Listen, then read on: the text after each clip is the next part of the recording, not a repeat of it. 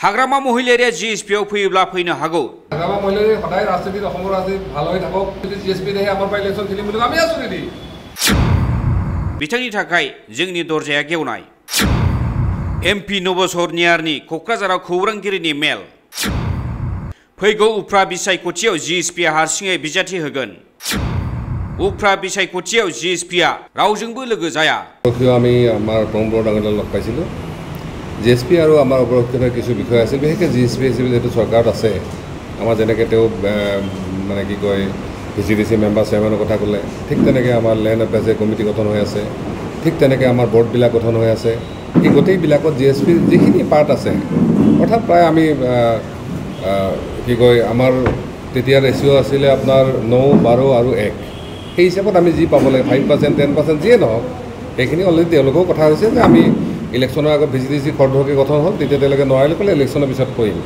Already আমাৰ বাচ্চা ডাঙৰীৰ নেতৃত্বত আলোচনা হৈছিলে সেইদিনাও মই কৈছে যে দাদা আমি গোটেই বহি এবাৰ একেলগে লাঞ্চত বহি আমি গোটেই কথাখিনি বহি চেটেল কৰিম অৰ্থাৎ চৰকাৰ লেভেলত আমাৰ কোনো এটা ধৰণৰ খেলি মেলি বা অসুবিধা নাই দ্বিতীয়তে যেটো বেলেগ বেলেগ পাৰ্টি কথাটো ওলাইছে চাওক আপোনালোকেও জানে যে পলিটিকেল পাৰ্টি হিচাপে অসমৰ বা ভাৰতবৰ্ষৰ ৰাজনৈতিক প্ৰেক্ষাপটত আমি বিভিন্ন ৰাজনৈতিক দলৰ কথা পাতিব পাৰোঁ অলৰেডি সেই কথাখিনি আমাৰ জিএসপি পাৰ্টিৰ ফালৰ পৰা সিদ্ধান্তবিলাকো দি দিছে যে এমপি ডাঙৰীয়া এইবিলাক কথা পাতি থাকক আৰু ৰাজনৈতিক সমীকৰণটো কেতিয়া কি হয় কোনো ক'ব নোৱাৰে যেনেকৈ যোৱা বিগত সময়খিনিত বিপিএফ আছিল আজি বিপিএফ নাই পাৰ্টিত আজি ইপিপিএল আহিছে অহাকালিলৈকে ইপিপিএল থাকিব তাৰ কোনো গেৰাণ্টি নাই তেনেকুৱা ৰাজনীতিত চলি থাকে কিন্তু আমাৰ অসমৰ মানুহৰ কাৰণে হয়তো বা আমাৰ বিদেশীৰ কাৰণে এইটো অলপ নতুন নিচিনা গতিকে সেইকাৰণে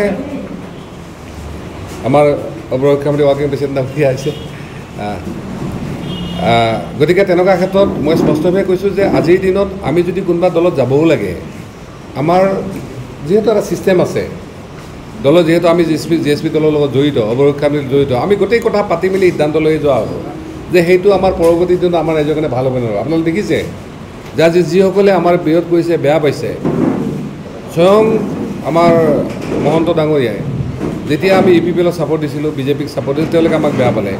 কিন্তু আমি ব্যক্তিগতভাৱে নহয় আমি অপৰক্ষা সমিতি আৰু জিএসপিৰ মাজত সিদ্ধান্ত বহি লৈ সিদ্ধান্ত কৰিয়ে ছাপৰ্ট দিছিলোঁ যে তাত আমাৰ প্ৰথম ভাষাগত আছে ওলাই যে আপুনি দেখিছে যে বড়ো ভাষাৰ লগতে অসমীয়া ভাষাটো আজি 1 নম্বৰ ভাষা হিচাপে বিদেশী প্ৰতিষ্ঠিত গতিকে ইয়াত যিখিনি খকজা খেলি মেলি কেবিনেটৰ সিদ্ধান্ত আছিল এইবিলাক ঠিক ঠাক হৈ গ'ল ঠিক তেনেকৈ আমি মাটিৰ কথাটো ইতিমধ্যে বিটিচি কেবিনেটে কৈছে যে যিসকলে মাটি পাব লাগে বিটিচিত তেওঁলোকে মাটিৰ অধিকাৰ পাব কিন্তু ইয়াত অলপ সাংবিধানিক কিছু মানে যিহেতু 18 লেনেভিনো এক আছে গতিকে এছেম্বলিত কিছু ইয়াত আলোচনা আৰু সিদ্ধান্তৰ প্ৰয়োজন আছে আমি বিচাৰিছোঁ যিহেতু আমাৰ এছেম্বলিত এলায়েন্স নাই ইয়াত আছে আমাৰ এই চৰকাৰখনে তাতে এলায়েন্স কৰক আৰু যিহেতু ইয়াত বিজেপিও এলায়েন্স আছে কাৰণ আমি যেনেকৈ অৱৰোহ সংগঠনবিলাকক লৈ আমি যিটো দাবী কৰিছিলে তাৰ যেনেকৈ সপক্ষত বিজেপিৰো বহুত মানুহ তেওঁলোকে এই চাটতে ভোট দিছে যাতে বিজেপি চৰকাৰ আহিলে এই সমস্যাখিনি সমাধান কৰিব পাৰে গতিকে এইটো ৰেছপন্সিবিলিটি অকল আমাৰ জিএসপি বা অৱৰোহ নহয় এইটো ৰেছপন্সিবিলিটি বিজেপি এইটো ৰেছপন্সিবিলিটি ইপিপিএলৰ প্ৰমোদ ডাঙৰীয়া কৈছে যে ইয়াত আমি বিভিন্ন জাতি জনগোষ্ঠীৰ মাজত সমন্বয় সমিল মিলৰ কাৰণে আমি আচলতে ইয়াত লগ খাইছোঁ ইয়াত যদি কোনোবা ব্ৰজেন মহন্ত আহি কয় কোনোবা যদি মাধৱ জনগোষ্ঠীৰ ললিতে আহি কয় যে নহয় নৱহয়নে অৱৰোহ সমস্যাটো বা এইটো ইছ্যুটো বঢ়াৰ কাৰণে কৰিছে মই ভাবোঁ এইটো ভুল কথা এই ধৰণৰ মেছেজটো আজি কেতিয়াও যাব নালাগে আজি দেখিছে আজি ট্ৰাইবেলসকলে ভাবে যে আমি একো কৰা নাই আমি বাধা ডাঙৰীয়া অনাৰ ক্ষেত্ৰত আমি কৈছোঁ হোম ছেক্ৰেটাৰী যাই মই নিজেই কৈছোঁ যে আপোনালোকে লৈ আহক ল'ৰাকেইটাক আপোনালোকৰ ভুলৰ কাৰণে কৈছে তেওঁলোকে আপোনালোকে কথা দি কেলে ৰিভেলশ্যন কৰিব পৰা নাই স্বয়ং বিদায় আহি কৈছিল যে ছাৰ আমি যেনেকৈ ভাবিছিলোঁ সেইমতে কথাখিনি আগবঢ়া নাই তেওঁলোকেতো বেলেগ একো বিচৰা নাই ঠিক আছে ৰঞ্জন দৈমাৰীৰ ক্ষেত্ৰত তেওঁলোকে দাবী কথা ৰঞ্জন দৈমাৰীৰ ক্ষেত্ৰত এইটো টেকনিকেল কথা এইটো কোৰ্টে আজি চৰকাৰে নোৱাৰে যদি কোৰ্টে তেওঁক জামিন দিয়ে দিব পাৰে যদি চৰকাৰে এনঅ'চি দিয়ে কোৰ্টে জামিন দিব সেইটোত আমাৰ বিশেষ মাতিব লগা একো নাই কিন্তু ভিক্টিম যিসকল আছে তেওঁলোকে সদায় দাবী কৰিব যে প্ৰচিডিউৰ মতে তেওঁ শাস্তি পাওক আমি কৈছোঁ কোৰ্টক দিয়ক এইটো বিষয়টো ঠিক তেনেকৈ আজি তেওঁলোকে কৈছে যে এমপিৰ ভৰিৰ তলৰ মাটি নাই আজি যি ললিত মানে কি কয় হেমব্ৰমে কৈছে 14 চনত তেওঁ আমাৰ লগত নাছিল তেওঁ বিপিএফ কৰি আছিল সেই সময়ত আমি 6,35,000 ভোট পাইছিলোঁ 19ত আমাৰ লগত কোনো বিজেপি নাছিল কোনো বিপিএফ কোনো পিচিডিআৰ নাছিল কোনো কংগ্ৰেছ নাছিল কোনো তথাপিতো আমি ইলেকশ্যন জিকিছোঁ যদি 24ত বা 30ত অসমৰ বিটিচিৰ মানুহে ভাবে যে নৱহয়নে এমপি হ'লে ভাল হয় তেওঁলোকে ভোট দিব কোনোবাই কোৱা লোৱা নহয় এইটো নাই ঠিক তেনেকৈ তেওঁলোকে কৈছে যে আমাক জোৰ জবৰদস্তি কৰা হৈছে স্বয়ং ললিত কি কয় আমাৰ কি কয় মাধৱ ৰাজবংশী ডাঙৰীয়া আমাৰ গোটেই মিটিঙতে তেওঁ পদত্যাগ কৰিছে মই আজি পদত্যাগ কৰিলোঁ প্ৰতিনিধিত্ব মিটিঙত য'ত DSPও আছিল অৱৰোহ শিক্ষামন্ত্ৰীও আছিলে তাৰপিছত আমাৰ ওচৰত যে দিলে যিহেতু তেওঁলোকে আমাক গাৰ্জেন বুলি ভাবে সেই হিচাপে আমাৰ ওচৰতে মই তথাপিতো কৈছিলোঁ যে তোমালোকে টাইম আছে তোমালোকে মিটিং মাতি কেনে দায়িত্ব বেলেগ হেনেবা নকৰিলে যাৰ কাৰণে হয়তো অৱৰোহ শিক্ষামন্ত্ৰী বাকী জিলাবিলাকে দায়িত্ব ল'ব লগা হৈছে গতিকে ইয়াত মই ভাবোঁ কোনো বিষয় নাই অৱৰোহ শিক্ষামন্ত্ৰী বা অৱৰোহ এটা হৈয়ে আছে কিন্তু আগৰ কিছুমান ব্যক্তি আহি ইয়াত যেনেকুৱা বৰ সংঘাত বা কাজিয়া লগাব সেই প্ৰচেষ্টা কিন্তু নহ'ব এটলিষ্ট নবহৰণে থাকাত আমি কৈছোঁ ট্ৰাইবেলৰ যিখিনি হওক অধিকাৰ সেইখিনি ট্ৰাইবেলৰ থাকক আধাৰ যিসকলে পোৱা নাই তেওঁলোকৰ বস্তুখিনি এড্ৰেছ হওক আজি চাওক আমাৰ কোচ ৰাজবংশী আদিবাসী হ'ল বছৰ ধৰি তেওঁলোকে ST কৰাৰ কাৰণে দাবী কৰি আছে ইয়াত আমাৰ এক্সিষ্টিং STবিলাকে তাৰ অলপ বিৰোধ কৰে কাৰণ কি যে এওঁলোকে ST হ'লে তেওঁলোকৰ ভাগটো গুচি যায় নেকি সেইকাৰণে আমি চেণ্ট্ৰেলক কৈছোঁ যে এই দায়িত্বটো আপোনালোকৰ চেণ্ট্ৰেল কোটাৰ পৰা ষ্টেট কোটাৰ পৰা যাওক এইটো ট্ৰাইবেল কোটাৰ পৰা যাব দৰকাৰ নাই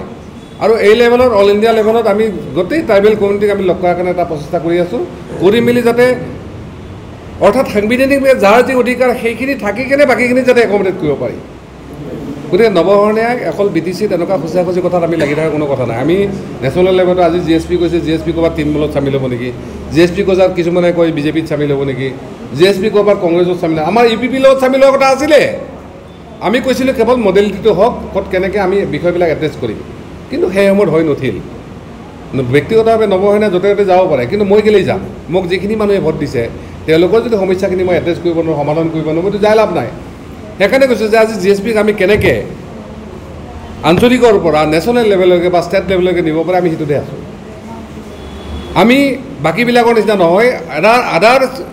500,000 ইয়াৰৰ কাৰণে আমাৰ অসমৰ বা BTCৰ মানুহখিনি কেনেকৈ পৃথিৱীত দবদবাই থাকিব পাৰিব তেওঁলোকে কোন ছেক্টৰত গ'লে বা কেনেকৈ গ'লে তেওঁলোকৰ ভাল হ'ব তেওঁলোকে বাচিব পাৰিব আপোনালোকে দেখিছে যে আজি পৃথিৱীত জন্তু জানোৱাৰ নহয় মানুহৰে জাতিগোষ্ঠী এক হৈ গৈছে কাৰণ তেওঁলোকে সেইমতে সময়ৰ লগত তেওঁলোকে হয়তো খাপ মিলাব পৰা নাই আমি সেইটোৱে ভাবি আছোঁ কিবিলাক ধৰি লওক পলিচি ল'লে আমি আগবাঢ়ি যাব পাৰোঁ আমি সেইটোত আছোঁ আমি তলত যোৱাত নাই আৰু লগতে মই আৰু এটা কথা কওঁ যে ইতিমধ্যে আমাৰ গোৰ্খালী বা নেপালীসকলক ডি ভোটাৰৰ হেৰিৰ পৰা কেবিনেটে বাহিৰ কৰি দিছে আমি আগতেও কৈছিলোঁ যে নেপালীসকলক ডি ভোটাৰ বনাব নালাগে তেওঁলোকে ডি ভোটাৰ হ'বই নোৱাৰে ঠিক তেনেকৈ আমাৰ AJPৰ সেই টাইমত বহু এনেকুৱা এইটো হিন্দুই হওক মুছলিমেই হওক কিছু বহু লোক আছিলে যিসকলক এনেই মানে দি লগাই দিছে কোনো ভেৰিফিকেশ্যন নাই কোনো একো নাই সেইকাৰণে আমি ভাৰত চৰকাৰ মই পাৰ্লিয়ামেণ্টতো কৈছোঁ অসম চৰকাৰে কৈছোঁ মই হাত জোৰ কৰি কৈছোঁ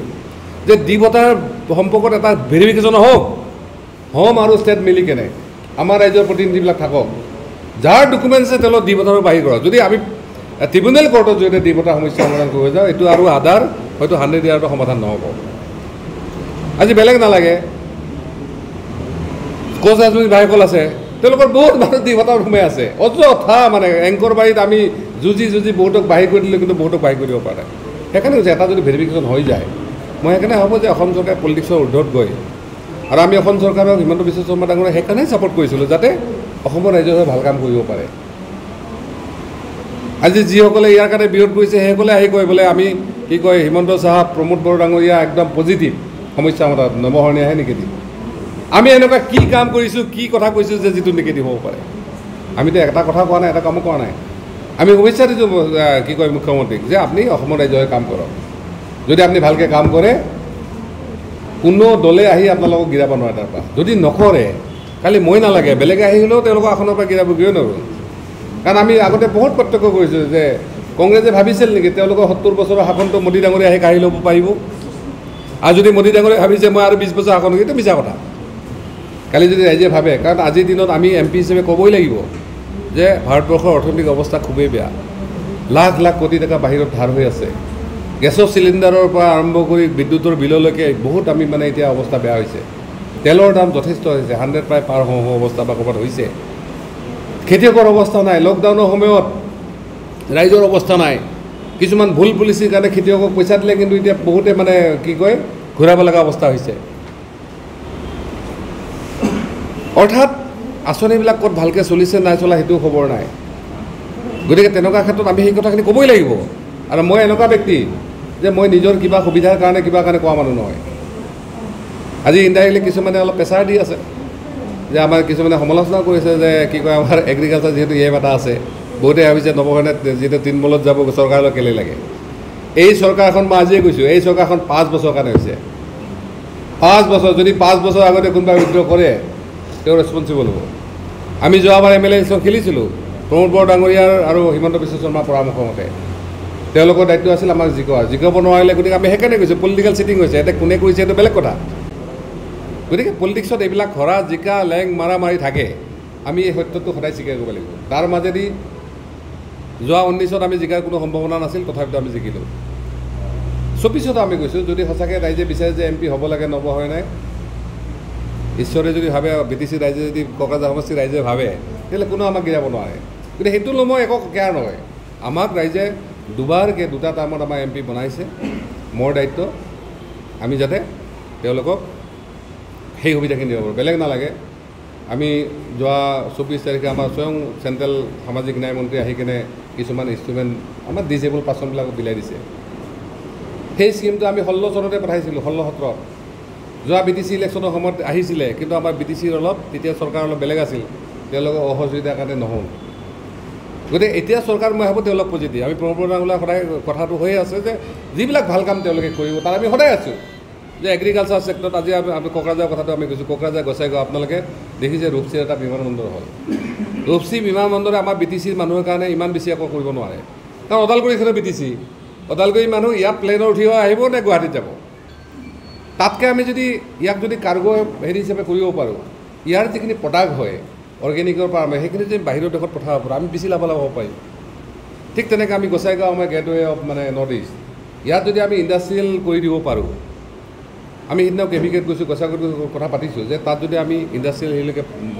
কনভাৰ্ট কৰি দিব পাৰোঁ, তেতিয়াহ'লে আমি বহুত কাম ইয়াত কৰিব পাৰিম। সেইকাৰণে কৈছোঁ যে আমাৰ BTC-বাসী ৰাইজে এতিয়া কোনোবা বড়ো কিবা পাৰ্টি চাৰ্টি এইবিলাক কথা সলনি যে আমি কি কাম কৰিলে আচলতে আমাৰ ভাল হ'ব, আমি আমাৰ ৰাইজক লগত লৈ যাব পাৰিম, বা আমাৰ কিছুমান কৰৰপতি ওলাব, আৰবপতি ওলাব, হয় নহয়, সেইটোৱে আমি ভাবিব লাগে। কাৰণ আজিকালি দুনিয়াত টকা পইচা নহ'লে, বেপাৰ বাণিজ্য নহ'লে একো লাভ নাই ইয়াতে। সেইকাৰণে আমি ইয়াৰ ঊৰ্ধত গৈ, আৰু মই ভাবোঁ যে আজি হয়তো